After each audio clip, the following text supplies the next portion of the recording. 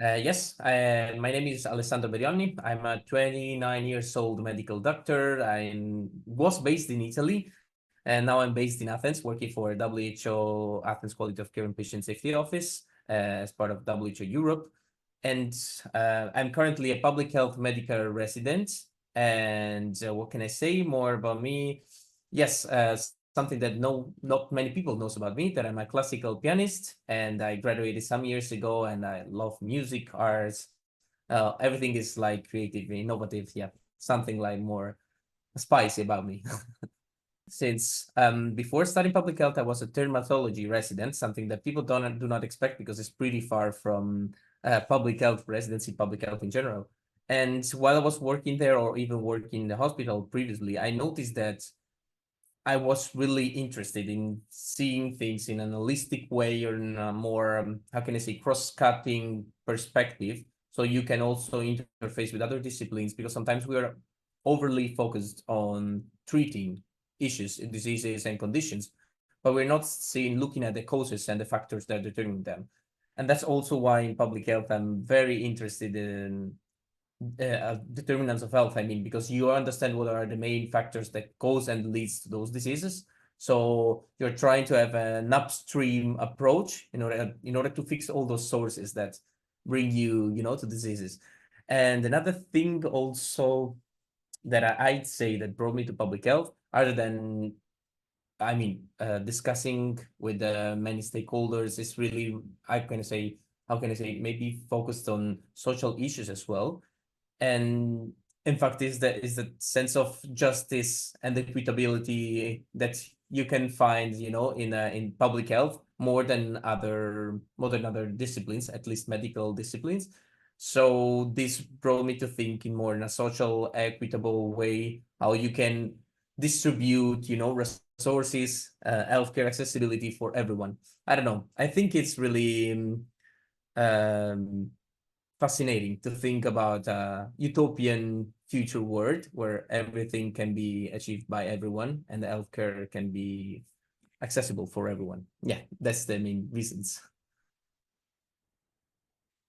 So I started working with the World Federation of Public Health Association back to March 2023 when I became chair of the Students and Early Career Professional Working Group. It was named like that at those times. Then we decided to rebrand that and we transformed it into Young WFPHA. Um, so before that, I was not officially associated with World Federation, even though I was registered with the Italian National Public Health Association. So I was part of it, but not actively associated, I'd say. And the funny thing is that I was part of the National Public Health Association, and then I took part of some activities of the Euronet Medical Residents of Public Health and UFA Next Generation, which is the European Public Health Association.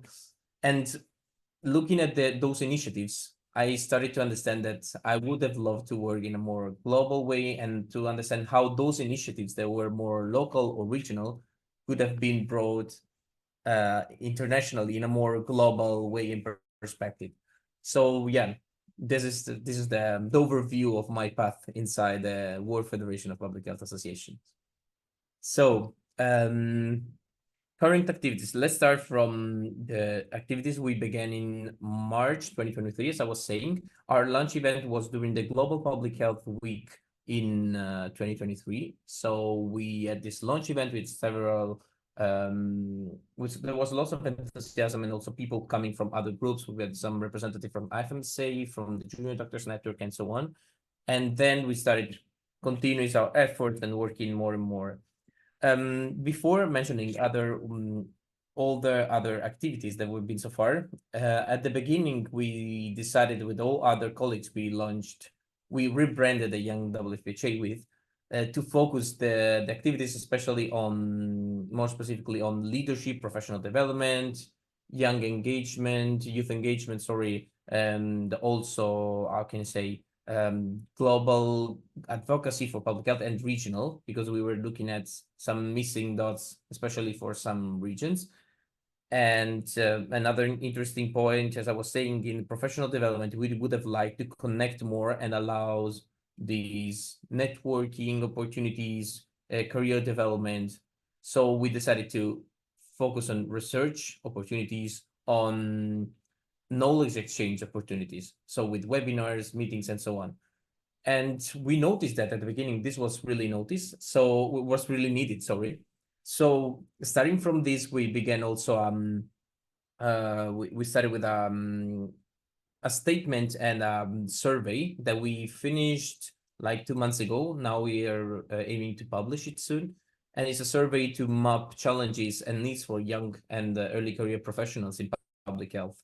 And this is really interesting because among those needs, many people says that they chose public health because they want to have an impact globally. They want to have something that can change the world. They would like to receive more mentorship. They would like to connect more with their peers, to have more opportunities. So I would say it's kind of interesting to see what are the main requirements that maybe we should focus on to also enhance the competencies for future public health professionals. So not only from an expert and seniors perspective, but also from a junior one. And yeah, I would say this is one of the main activities that we've done so far. And it's always in terms of research activities and opportunities for engaging with more professionals. We are still doing this systematic review on digital and health literacy. Right now, we are at the phase of the writing the article. So we finished the data extraction, and this is going on, and I think it's going to be finished soon. It's interesting because many people are interested in digital activities, AI, generative AI. So it's very fascinating how all the young people are mainly focusing on the main challenges, opportunities that we are facing and seeing during these times. So there's lots of interest on mental health. We are trying to launch something, but we haven't done nothing practically yet. So this is a regret, and that we will try to address as soon as possible. And on the other side, there are many proposals and projects that we started already on digital activities, either social media promotion. So we launched, we had our Instagram page, which is pretty active. We want to have a dissemination campaign. We had a dissemination campaign on AMR. We're planning another one for social media reels in this autumn. And we have a commentary on generative AI. So all these activities are, how can I say, raising lots of interest from our members. Yeah. So yeah, this is one of our main focus. On the other side, as I was saying, we are running lots of webinars and workshops in general online, of course, most of them. So I think we organize averagely 15, 18, I don't remember the exact number of online meetings. And averagely, we had like 30, 40 participants. And there's a lot of interest in continuing. So we had also webinar series on social determinants of health back to 2023. And all these initiatives, I mean, are meant to enhance the capacity to, build capacity among public health professionals, and also, how can I say, in a snowball effect way, cause capacity building also on people and communities where these public health professionals are living in. So to achieve that, we are trying to raise and enhance the youth public health community. So we would like to have a strengthened global community in public health, but also regional strengthening. So to do so, we're trying especially to work on some regions where it's more difficult for us to have a clear and easy outreach, especially since most of the health discussions sometimes are in Europe. So we would like also to make this happen more easily also in the Middle East, Africa, all West Pacific region. These are some regions where we would like to work more and focus more. But once these regions and, let's say, nations are more strengthened for their public health associations, for their public health communities, we would like also to connect them globally. So this is a very complex and difficult issue that we're trying to address. But yeah, just to mention that. And also, finally, I would like to mention the ISMOF, the International Students and Young Professional Meeting on Public Health, that we had in May 2023. So it was half day during the World Congress of Public Health in Rome. And so we saw that there was lots of interest. So we organized several sessions, especially it was on workforce and competencies for professional development, as we said before. So that's our main focus. And we saw that lots of people were interested, and we got lots of resonance at those times. We also organized several social events where people attended and connected to each other. So even though we're speaking most of the times about online events and meetings, the in-person factors are way more powerful for connecting people to each other. So it would be nice to have more in-person activities, but as you can imagine, it's really challenging given the geographical constraints, I'd say, and economic as well. So yeah, this is an overview. If I can add something about the activities, and then I will move forward to the future visions, as you asked me as well.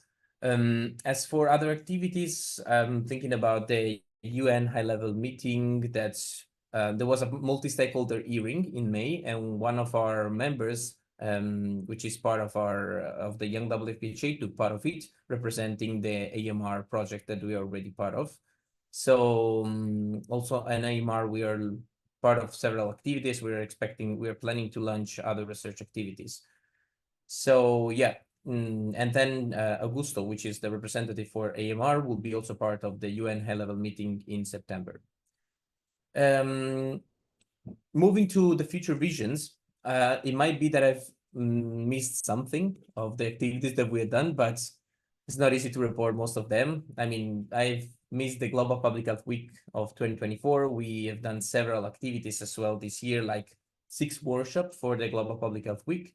And there was lots of, I can say, enthusiasm from our members and also the organizing team. And we are trying to follow up with some of these projects, either those with in collaboration with the Digital Transformation for Health Labs, and with also the other event with the Student Association for Professional Development. But it would require lots of time to go through all these events, so I will move forward. In terms of future vision for the Young WFPHA, I would say we would like, as said before, to strengthen and establish, strengthen the regional and the global and the national community in public health communities. But more than that, also establish some representatives for the Young WFPHA. So it would be great to have like 1-2 representatives for each region and each nation, so that we can interface and interact with these representatives and understand how to work more globally and also nationally in a more interactive, capillary way, and how to connect them to each other. So this is one of the vision that we are trying to focus more and more. We would like to improve our structure and make it more solid in terms of the workflow, internal workflow, and the governance structure. We would like to establish a clear and stable communication with public health professionals. I would say through a newsletter and the establishment of the newsletter, and increasing also our presence on social media, which is good. But I think we can improve that and get more outreach and more followers.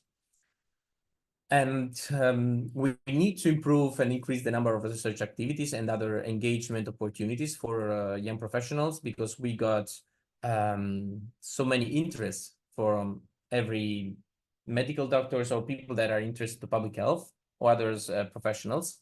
And here I would like to quote something that was said by a colleague of ours. She's from Turkey, and I remember she was chatting in this group, in this working group, and she was mentioning she was so thankful about this initiative, that is led by Andrea Causi, which is one of our project coordinators. This is the systematic review on digital literacy. And it was really interesting because she was so thankful about connecting with other people working in public health, connecting with people that could show her the way to work on certain methodological and practical issues of the systematic reviews and so on. So this is just to say, I think it's great to have a youth community where peers can work together, learn together, and exchange knowledge and cultures at the same time. It's really, I don't know, for me, it's really fascinating. And yeah, we're trying to get more and more of these research opportunities and other opportunities. And just to finish about the future vision, we would like also to foster capacity building more compared to what we are doing now.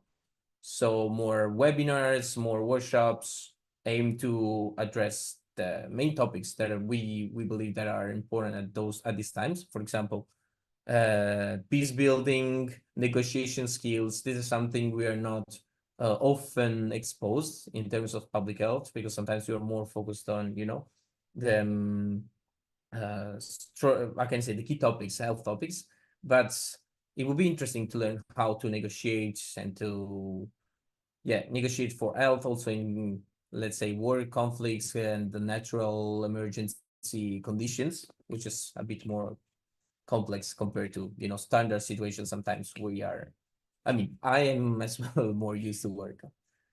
So yeah, and also establish a mentorship platform, but this is something that we don't know when we will manage to do. So these are the future visions.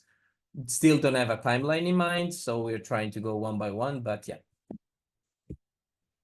I think the Young WFPHA aligns with the strategic plan and with the goals that are included in the strategic plan, through especially advocacy in terms of global and regional advocacy. So participating to the local and international conference events where they can spread voice and also advocate for public health values.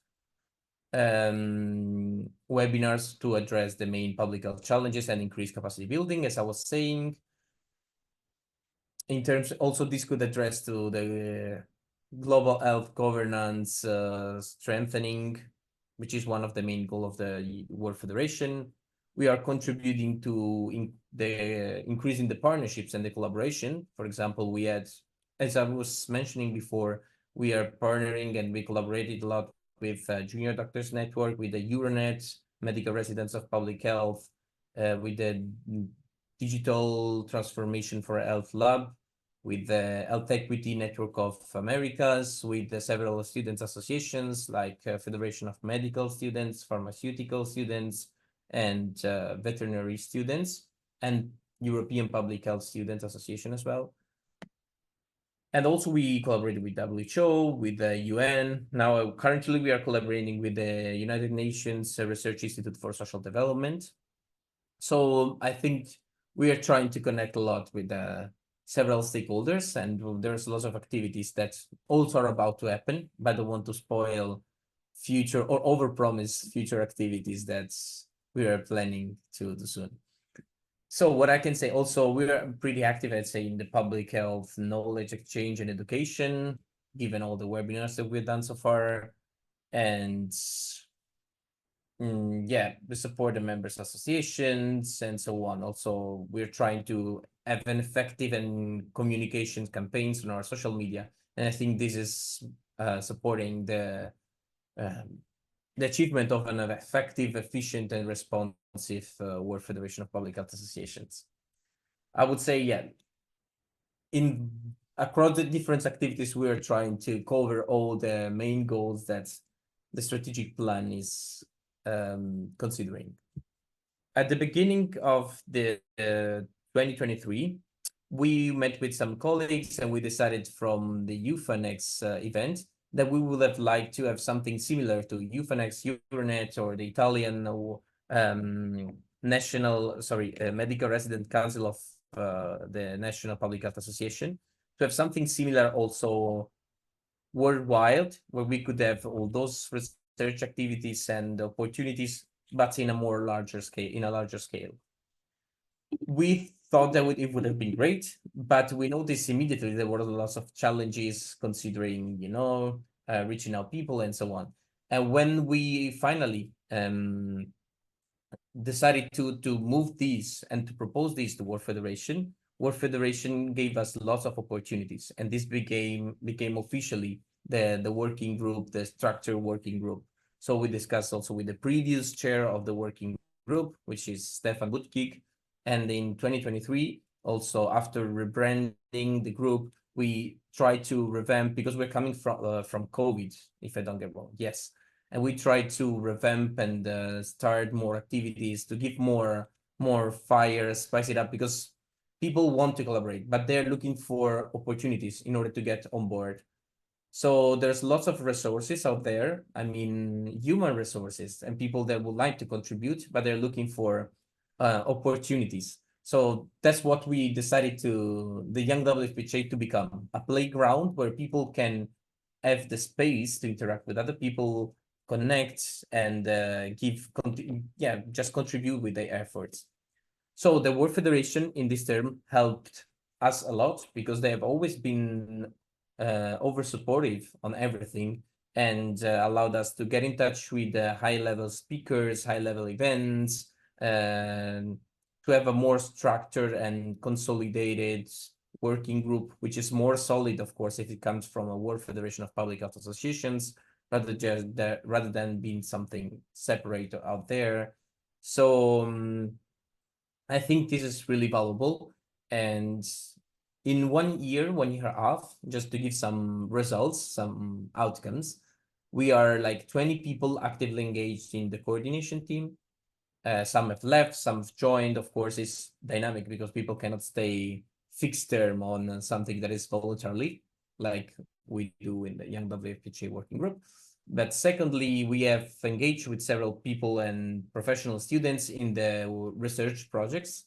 So we have currently like around 50 people that are actively working in the research groups. So as I was saying, digital literacy, the survey, the AMR activities. Then we have a new research project on primary healthcare. We have a commentary on generative AI, and there are other two that we are about to launch on emergency preparedness, and the other one hopefully on mental health.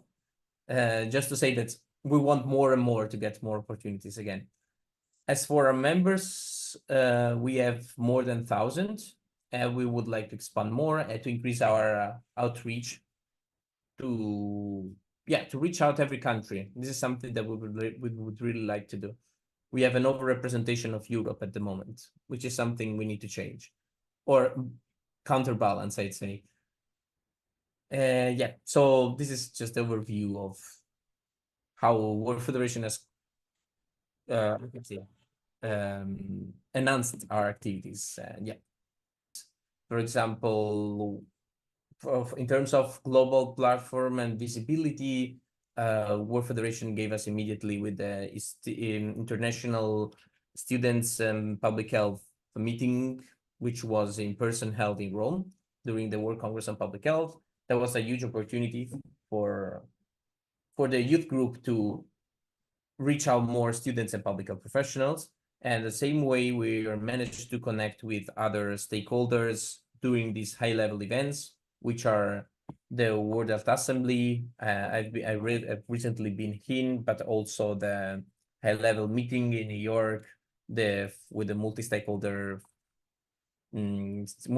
preparatory meeting for the UN, high-level meeting, and also participating to the World Health Summit last year, to other regional events. But yeah, this is a continuous support from the World Federation to continue and achieve this mission.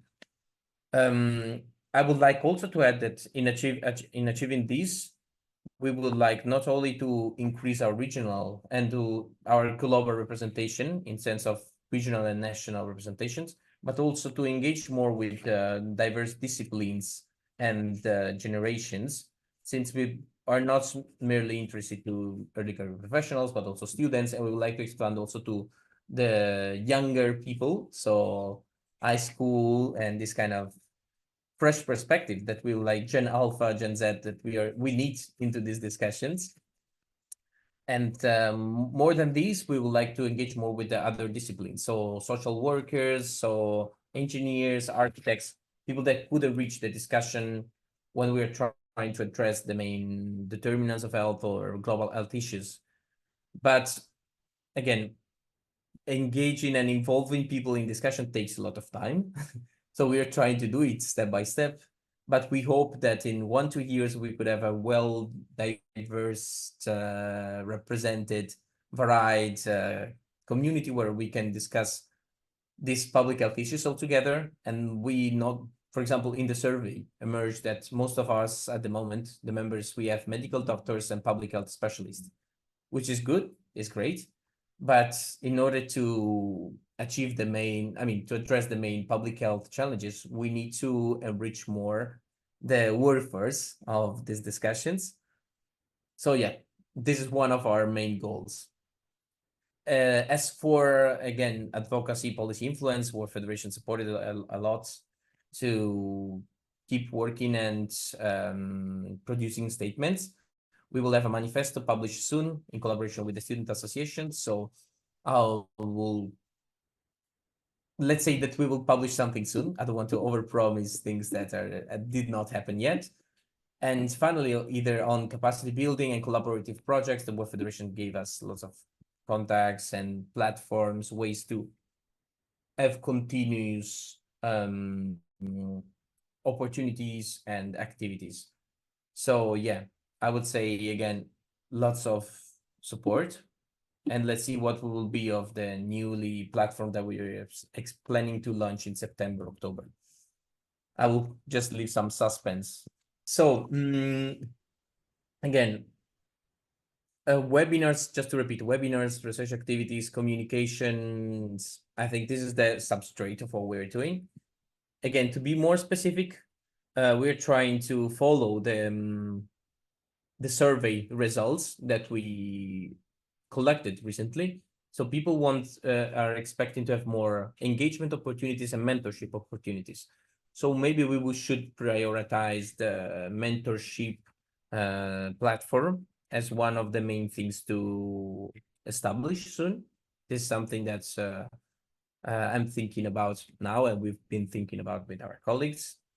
We would like to also get one annual meeting for people to get more aware of the opportunities and enhance their professional development. We had a networking event, which is something relevant because being part of a community allows you to grow more. It's not only about the specific technical skill you get, but also in public health, you need to, how can I say, to develop soft skills because you're always interacting with policymakers, other stakeholders. I mean, it's I would say it's a job where many people you need to discuss with many people, unless you are an epidemiologist, very strict epidemiologist working out with data, but most of the times you end up discussing with people. So we would like to strengthen these soft skills, either, as I was saying before, negotiation skills, but yeah, a focus on soft skills in general is something that we value a lot. So we're trying to provide some opportunities, as I was saying before, and this year we will hold another one, and we will hold another one of this networking event in autumn. And what can I add? We would like also to create delegations for people to join to the discussion. So I think this would also enhance professional development. And other than that, we have in mind some opportunities to take part of this not only the coordination team, but every project that we do have. So research project already have some like recurrent call, but we also have some recurrent call for the coordination team. And we are noticing that people part of the coordination team also have more exposure to opportunities, more exposure to knowledge exchange. So this is something really valuable. Being part of a group, being part of a a small coordination team that allow you to see different things at the same time and to get more exposure. As for other way to get professional development, career development, yeah, I mentioned the mentorship platform, but I don't have other ideas in mind right now. Yeah, maybe I would just like to say something quickly. That's I mean, I repeat this every time. That I really do believe that young people and this approach of having fresh perspective, positive attitude against towards things is something that is really valuable for public health. So trying to also be creative for solution innovations, and everyone can make his can change the world with this little contribution. You know, when they say it's just a drop, but the drop just resonate with the surrounding water. So I always like to say that even though we are young, even though it's not huge group, I mean we have 1,000 members, could be more, but these things resonates around with other stakeholders, resonates inside with our members, with other national public health associations. So we just need to keep working, showcasing what we are doing. I mean, not in a negative way, but showcasing just to uh, promote this attitude, this positive attitude, but also I would say to make people feel enthusiastic about public health, about how we can seriously impact positively the world. And yeah, people tend to tell me that I'm a dreamer, sometimes an overly dreamer, but I think this is the best way to achieve, positive results rather than just being negative. I mean, it's good to be critical, but still dreaming and seeing what could be the best utopical words that we are chasing.